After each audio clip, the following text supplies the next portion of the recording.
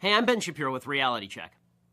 A couple of weeks ago, HBO's Bill Maher got into it with the Islamic expert and horrifyingly mediocre actor who should never, ever play Batman, Ben Affleck, over whether Islam was indeed a violent religion. Here's the exchange. And you painting the whole group religion with that same brush. Let's get down to who has the right answer here. 1 billion people, you say. All these billion people don't hold any of these... 1,500,000 or something. Don't hold these pernicious beliefs? No, I wouldn't... Well, they don't. Of course, he's not alone in taking the PC position that Muslims the world over are tolerant and liberal. He's joined by our president, Barack Obama. Islam teaches peace. Muslims the world over aspire to live with dignity and a sense of justice. Wow, it's just like John Lennon's Imagine. Now, the question isn't whether Islam itself is violent. It's what its adherents believe, because that's what they act upon. There's plenty of violent material in the Old and New Testaments. Hey, I'm an Orthodox Jew. I read the Old Testament a lot. But believers in those particular texts are not currently ramming airliners into towers or beheading journalists or mutilating female genitalia. If we want to take a look at Iraq, there is at least 1 million, probably even close to 2 million dead. We invaded that country, destroyed it, created millions of orphans, millions of refugees, and never even so much as apologized for that. Let's go back to Vietnam, where we dropped 20 million bombs, more than all of World War II combined. We have destroyed so many countries. We have tortured and killed and maimed and raped around this planet. Who in the hell in their right mind would consider the United States or the West in general to be in any position to punish anybody? Never mind the obvious facts that this is a false flag attack and a long list of false flag attacks, which let's get into that, please. Now, the question isn't whether Islam itself is violent. It's what its adherents believe, because that's what they act upon. There's plenty of violent material in the Old and New Testaments. Hey, I'm an Orthodox Jew. I read the Old Testament a lot. But believers in those particular texts are not currently ramming airliners into towers or beheading journalists or mutilating female genitalia. And it's amazing for you to say that, well, look at all these Muslims. The minute you give them a little bit of freedom, they go wild and they start being all violent. How can you be a citizen of the United States, the country that has generated more violence and militarism in the world over the last 5 or 6 decades, and say, look at those people over there, they are incredibly violent? We play a significant role in what has been happening in the Middle East because we've been interfering and dominating that region in order to have access to the oil. I wasn't talking about violence. I was talking about theocracy. That doesn't happen here. No, well, okay, that doesn't happen here, but at the same time, Iran isn't invading lots of other countries and occupying them for a decade, nor are fundamentalist Muslim countries the way the United States is. So these things are interlinked because we are continuously interfering in that part of the world. And so to say... Really, it's all our fault? It's not all our fault, but when you send your military for 6 straight decades into other countries to bomb them, kill their children and women and innocent men, prop up dictators, yeah, you take responsibility for your actions and say, to the extent that that region... That religion goes back 1,000 years before our revolution, so I don't think we can take all the blame. I don't think we should. I think we should take a lot of it. And there's lots of bodies and corpses that have been piled up in the name of Christianity and Judaism as well. Not recently. Have you heard of the occupation of the West Bank and Gaza for the last 50 years, motivated in part by extremist views of Judaism, or the wars in Europe, or the fact that there were generals in the United States saying we have to go and invade and destroy Iraq, a country of 26 million people, because our God is bigger? Lots of religions, not just Islam, produce violence. There's plenty of violent material in the Old and New Testaments. Hey, I'm an Orthodox Jew. I read the Old Testament a lot. But believers in those particular texts are not currently ramming airliners into towers or beheading journalists or mutilating female genitalia. Mutilating female genitalia. Mutilating female genitalia. Eritrea has almost 90% female genital mutilation. It's a Christian country. Ethiopia has 75% female genital mutilation. It's a Christian country. Nowhere else in the Muslim majority states is female genital mutilation an issue. So, let's examine the question. Is radicalism in the Muslim world a tiny minority phenomenon? So to answer that question, we need to define our terms. We're really not talking about people who are active terrorists. Radical beliefs are a lot broader than terrorists, and anybody who argues otherwise is being naive or foolish or disingenuous. But terrorists draw their moral, financial, and religious support from those who are not terrorists themselves.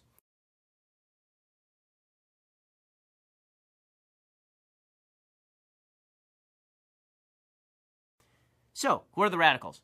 Ben Affleck actually was right on this. There are approximately 1.6 billion Muslims on the planet, and they're from 49 different countries in terms of where they have a majority. All the population stats, by the way, are from Pew Research as of 2011. Indonesia is the world's most populous Muslim country. It's got almost 205 million Muslims living there. According to one 2009 poll, it showed almost 50% of Indonesians actually support strict Sharia law, not just in Indonesia, but in a lot of countries, and 70% blamed the United States, Israel, or somebody else for 9/11. Blamed the United States, Israel, or somebody else for 9/11. Blamed the United States, Israel, or somebody else for 9/11.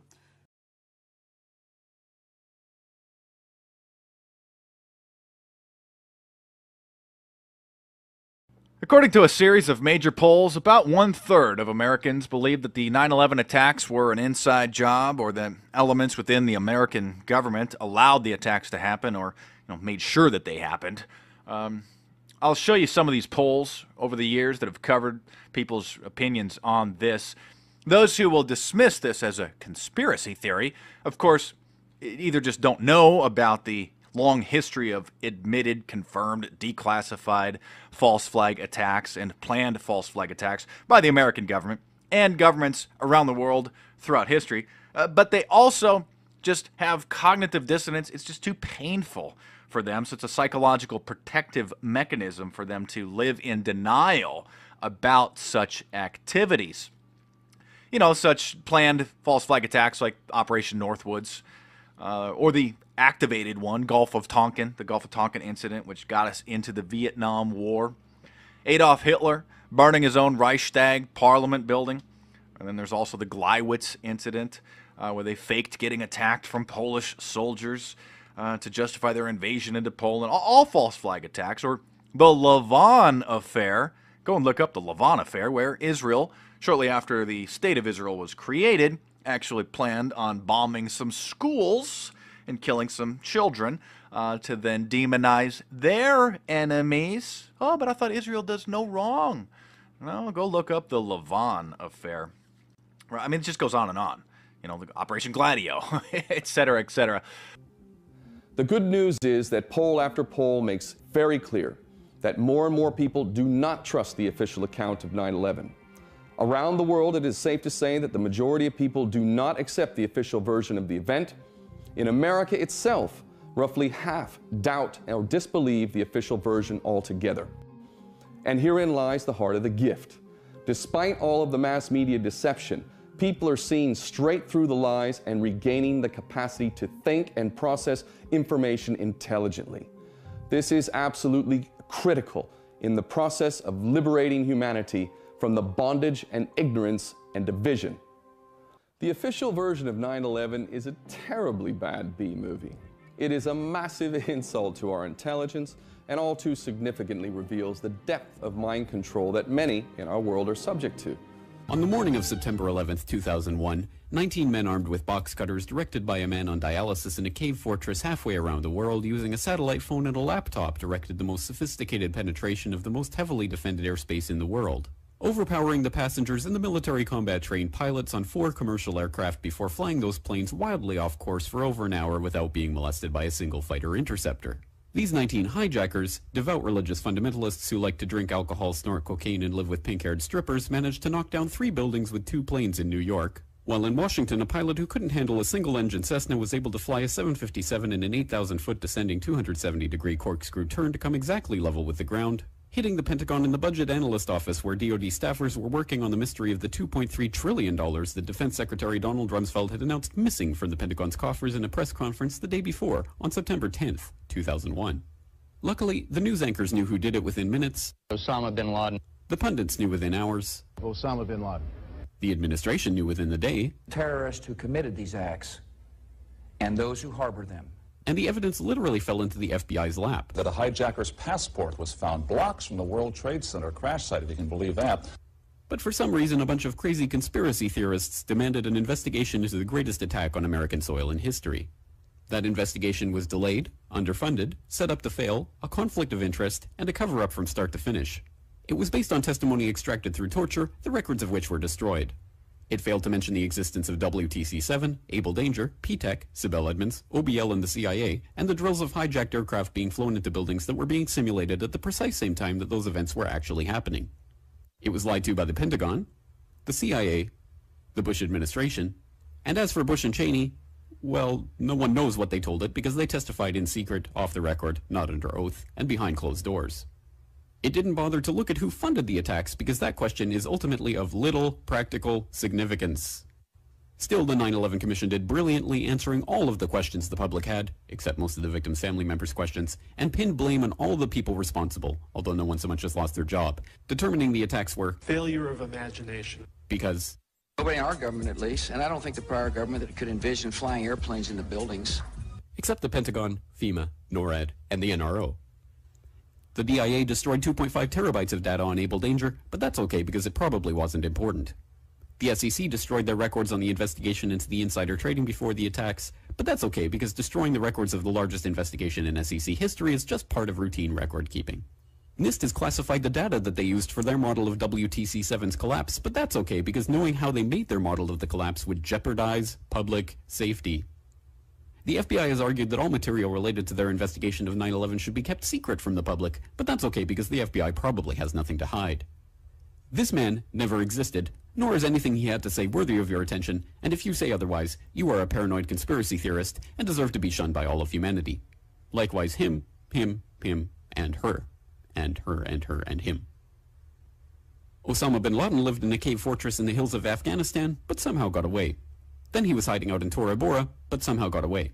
Then he lived in Abbottabad for years, taunting the most comprehensive intelligence dragnet employing the most sophisticated technology in the history of the world for a decade, releasing video after video with complete impunity and getting younger and younger as he did so, before finally being found in a daring SEAL team raid which wasn't recorded on video, in which he didn't resist or use his wife as a human shield, and in which these crack special forces operatives panicked and killed this unarmed man, supposedly the best source of intelligence about those dastardly terrorists on the entire planet.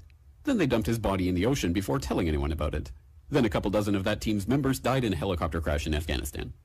This is the story of 9/11, brought to you by the media which told you the hard truths about his head could be seen to move violently forward. And they took the babies out of the incubators. And mobile production facilities. And the rescue of Jessica Lynch. If you have any questions about this story, you are a batshit paranoid tinfoil dog-abusing baby hater and will be reviled by everyone. If you love your country and or freedom, happiness, rainbows, rock and roll, puppy dogs, apple pie, and your grandma, you will never ever express doubts about any part of this story to anyone. Ever. This has been a public service announcement by the Friends of the FBI, CIA, NSA, DIA, SEC, MSM, White House, NIST, and the 9/11 Commission. Because ignorance is strength. Who had the power to pull off 9/11 without a hitch? Who had the most pressing motive? Who had the money to pay for all of it? Who had control of the military and NORAD to force it to stand down while 4 passenger planes went to their designated targets? Who knew the intricacies of U.S. commercial flights to get around the FAA air traffic control? Who had the power, if needed, to operate planes by remote control? Who had control of the courts in the United States to make sure that no wrongful death claims were on trial? Who had control of disposal, so that all the steel girders of the Twin Towers were shipped to China before they could be chemically analyzed? Who had the power to control the NYPD and the NYFD? Who had the power to allow dozens of suspects to escape to foreign countries, especially Israeli suspects? Who had the technology to bring down steel-girded buildings built to withstand forces much greater than aberrant planes and nominal fires? Who had the advanced computer knowledge to coordinate the attacks? Who had the state-of-the-art knowledge about explosives and detonators? Who had control of the press and media to curtail investigations? Who is the most familiar with and has political control over the city, New York, at which the attacks took place? Who has a history of unprovoked attacks or even false flag operations, some of which have been directed at the United States? Who has a network of spies operating in the United States that could facilitate the attacks? Who has personnel in almost every sector of the American federal government to create a massive cover-up? And lastly, as any detective would ask, who benefits? Who benefits, cui bono, from the attacks? Israel had the motive, the power, the money, the influence, the technology, the terrorist history, and most of all, was the only one who benefited from 9/11. Benjamin Netanyahu, who admitted in an off-guard moment that, quote, we're benefiting from one thing, and that is the attack on the Twin Towers and the Pentagon, and the American struggle in Iraq. These events swung American public opinion in our favor. The day after, Netanyahu said something even more incredible. In regard to the 9/11 attacks, he said, quote, "It's very good." Blamed the United States, Israel, or somebody else for 9/11. It was more than 14 years ago that 9/11 happened. Since then, citizens have done their own investigating of that crime. The results have been overwhelmingly conclusive that the American people have been lied to by their government. Rather than terrorists from Afghanistan or Iraq being the terrorists, it seems like other people from the Middle East were involved. Could you speak about the real perpetrators of 9/11? Well, there are certain things that we know that are simply indisputable with regard to 9/11, and some of the key things that I think it's imperative for people to know is, for one, Larry Silverstein, Frank Lowy. What they did when they purchased the lease on the Twin Towers is simply astounding, quite frankly. The Port Authority of New York had actually lost a lawsuit, a multi-year lawsuit. They were trying to get out of the liability of removing the asbestos that was in the Twin Towers. And after years and years and years of litigation, in 2001, the Port Authority lost this case, and they were found liable for the removal of the asbestos that was estimated to cost in the billions. So when Larry Silverstein and Frank Lowy, two Jewish businessmen, purchased the lease on the Twin Towers, they purchased two buildings that were full of asbestos and were going to cost billions to have that asbestos removed. Now that makes me wonder, if it was Mohammed and Ahmed from the Middle East and they were Muslim and they bought those buildings, then proceeded to double the insurance policy, and then lo and behold 6 weeks later, after having security of those buildings, because of course if you purchase the lease, then that means you are now in control of the security. So Frank Lowy and Larry Silverstein bought these worthless buildings that were half empty, full of asbestos that would have cost billions to remove. They bought these buildings, doubled the insurance policy, the buildings then turned to dust, and they ended up collecting billions. I don't think for 1 second that the American people would believe any Muslims if they purchased these buildings in the same kind of process. Aside from Frank Lowy and Larry Silverstein, the only people that were arrested on 9/11 were in fact Israelis, Jewish Israelis, who were caught filming the event, and it was a suspicious behavior that caused one of the people in the area to call the police and say, "I've got these people that are sitting here filming the event, 9/11 as it's happening, and they're high-fiving each other and dancing around and celebrating."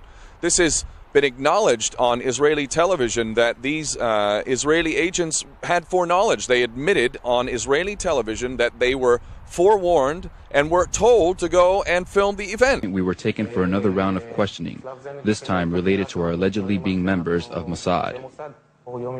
The fact of the matter is, we are coming from a country that experiences terror daily. Our purpose was to document the event. So this is not disputable. They were amongst the other Israelis who were arrested on 9/11, some of whom were caught in vans with explosives in the vans. George Washington Bridge. Indeed, George Washington Bridge. And there were more than one set of Israelis that were actually caught with explosives in their vehicles. So the only people arrested on the day were actually Israelis. And funny enough, when they were arrested by the police, there was anonymous calls on the day where very suspiciously reports were being made of people who looked suspicious around the George Washington Tunnel, who looked like, and this is a quote, Palestinians. So what does a Palestinian look like?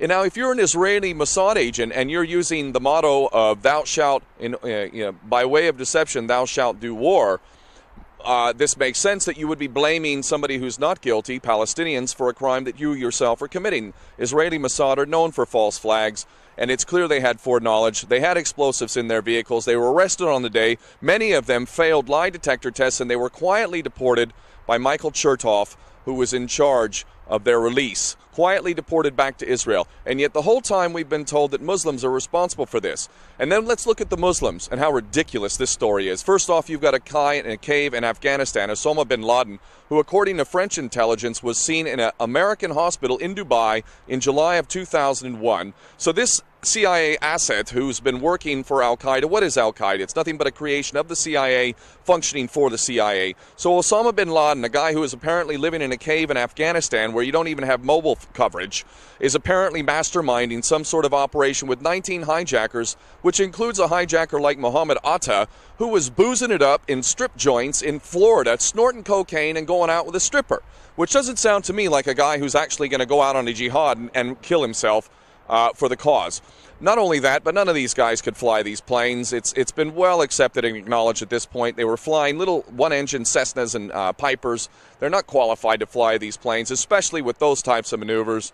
And we can go on and on and on and on about this, but the bottom line is we see Israeli fingerprints all over this event, along with traitors in the U.S. government, and this is where the trail leads, very obviously, and that's in the public record. Never mind the destruction of evidence that occurred, there is no legitimate investigation. The 9/11 Commission report is a complete whitewash, it's a joke and an insult, and it doesn't even go into many of the issues that I'm mentioning here. So the real trail leads to Israel and traitors in the United States government, not to Arabs, not to Muslims. Those guys who were blamed for it, these 19 hijackers, are nothing more than patsies, and it's beyond obvious. So this is where the trail really needs to go, and let us not forget, destruction of evidence in a crime scene is in itself a major crime, and for that we can start arresting people right now.